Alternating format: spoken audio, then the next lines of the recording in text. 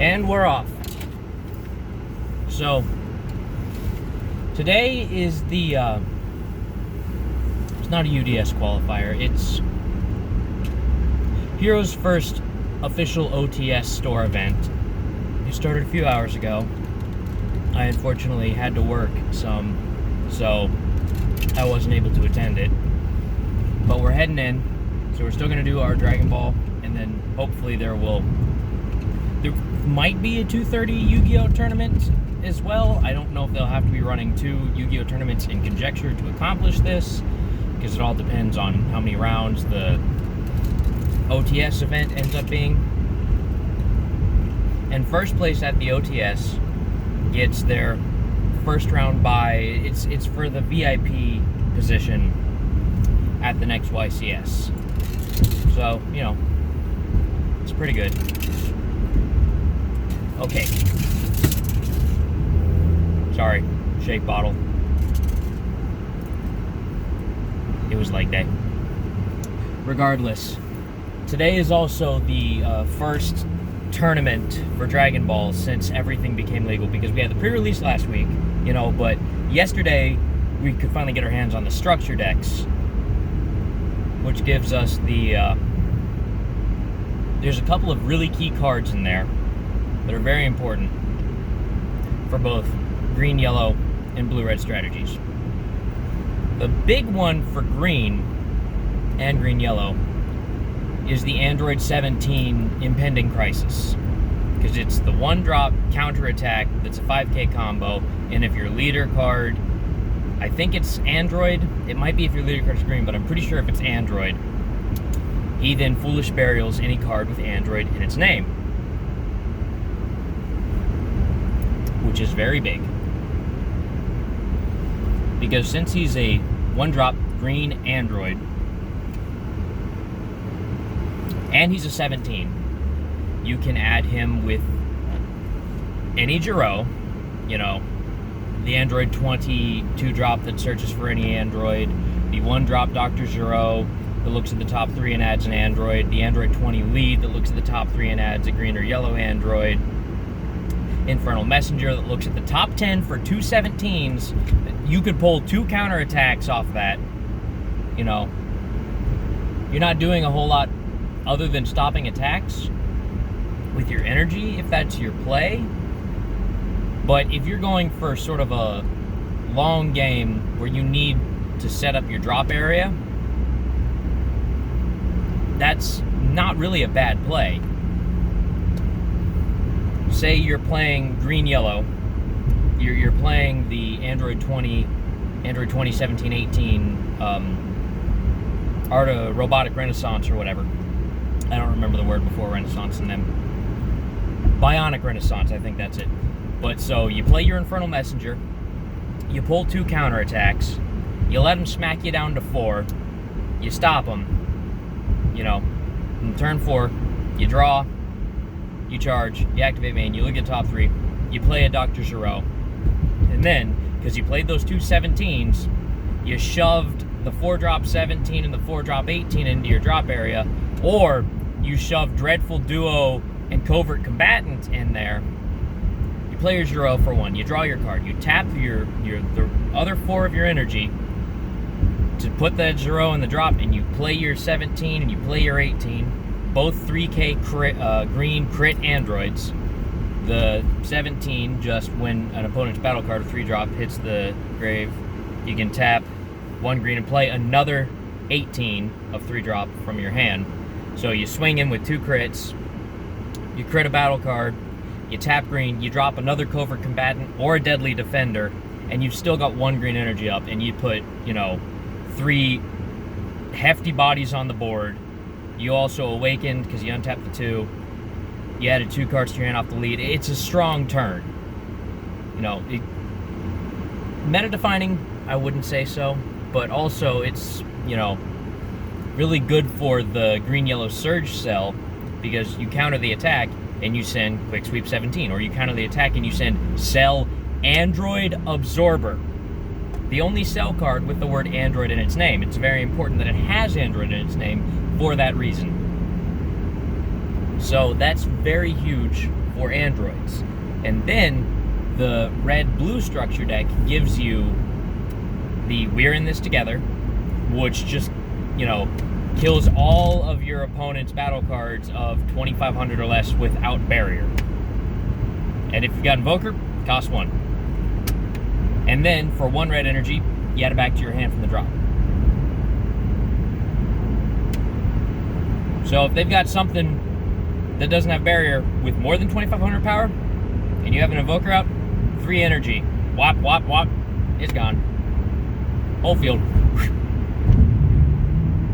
So it's really good. So if you survive and your opponent's been going wide, you can just wipe that slate clean and save yourself.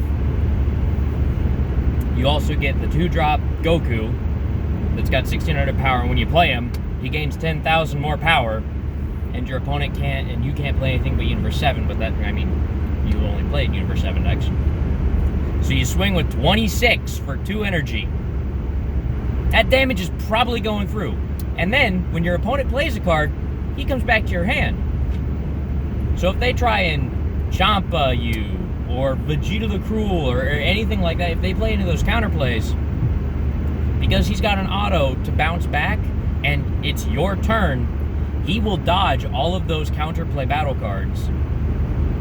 Because he just goes, nah, I'm just going back to the hand.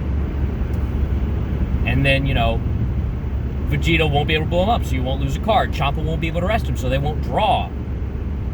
It's very powerful. And also, the act of him coming back to the hand triggers the 5-drop Vegeta blocker that just places up for free.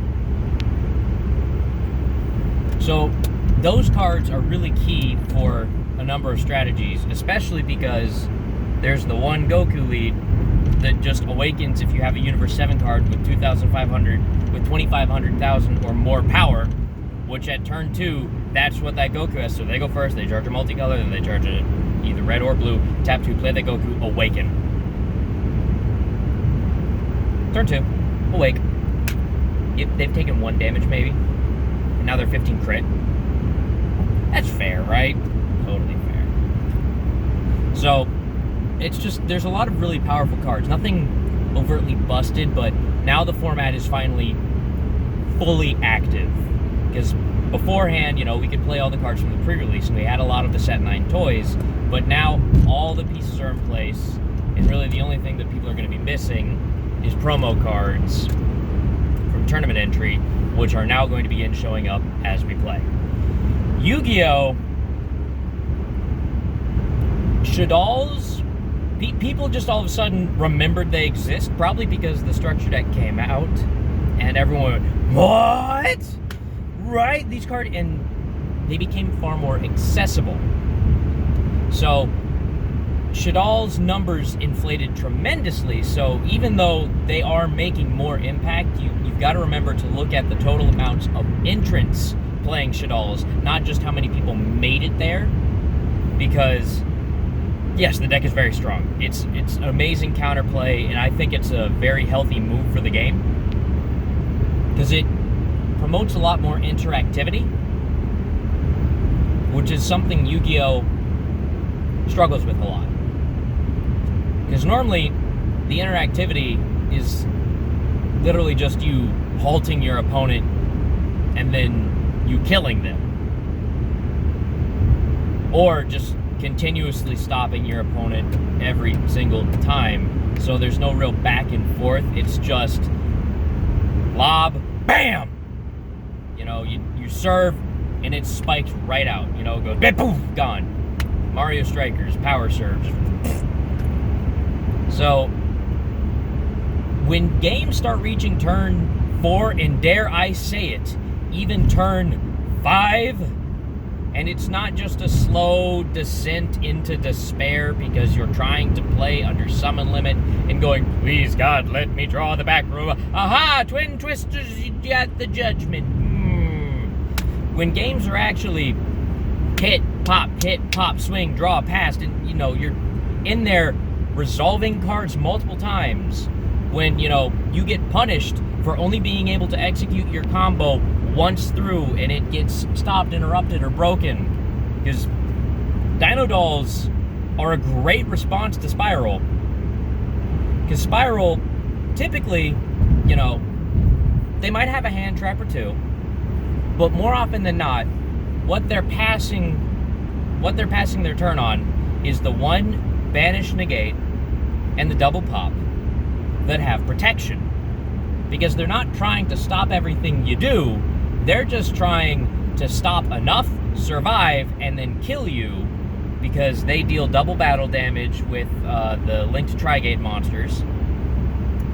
And they can pop 2 cards on your turn and then 2 cards when it comes back to their turn with Sleeper, so they can remove 4 of your cards, and they can negate 2 of them over the course of your turn playing into them, and then their turn going in to kill you. So that's 6 card removal, and that's usually enough. But if you manage to bait out both the pop and the negate and drop Ultimate Conductor Tyranno, that's game. Because you've got 5 monsters you're looking at, you got a 3,500 big old boy. You whap, whap, whap, whap, whap. Kills them easy. If you can play through Spiral and just drop one really big, chonkin' meaty boy, Ultimate Conductor Tyranno, Vision Hero Trinity, Invoked Purgatrio, anybody that just swings massive damage multiple times, it kills Spiral. And it's a great answer to them, because you're not, you know, it doesn't feel degenerate. It feels very earned when you get your wins that way, which is good, because you want the players to feel rewarded for their victories, and you don't want them to feel punished for their losses. You don't want them to feel like there's nothing I could have done there. Because Yu-Gi-Oh's got a very, if they've got it mentality, you know, or at least that's how I feel about it. Because I normally just, you know, I build my deck and I put in as much, you know, protection as I can, and then just so it's every single card necessary to perform the combo, and then we trim that down until it's literally just consistency combo, and then every spare space is just Call by the Grave, Red Reboot. It's as many cards to stop them from stopping me as possible. You just go in, you execute your combo, and you just go, all right, end goal, I have achieved win condition. Can you stop win condition? GG.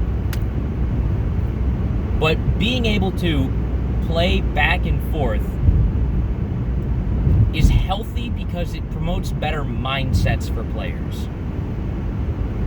And Yu-Gi-Oh's looking like they're going to be giving us a lot more of that. You know, they're giving us cards that stop your opponent, but they don't end your opponent. So, and there's a lot more decks that they don't just, if they stop, they don't just break and fall apart. They go, okay, well, I'm going to put up a suboptimal board with recovery options. You know, dinosaurs are a great example of putting up something and having something back. So dinosaurs, Shaddolls, and ABCs coming back in. So, you know, the control decks and Spiral are very powerful still, and they're not going anywhere, but there's more interaction and more healthy play across the field, and that makes me really hopeful. So hopefully I will be able to grab a lot of deck profiles today, and I'm going to try and pressure some other team members into getting as many, or recording their own, and start putting them up, because I'm real tired of being the only guy uploading the videos to this channel. And also, I really hate myself for being like, all right, I'm going to get you guys this content, and then, you know, school or work or just I forget, just life happens and I don't do it. So I'm really trying to push, and I want you guys to hold me accountable, you know. Call me a big stinky doo-doo head, or anything else you'd like to in the comments. I'm not going to say it because I'm not trying to get demonetized, but I know what's going to be said. All right, well, let's see what happens. Unlock the shock.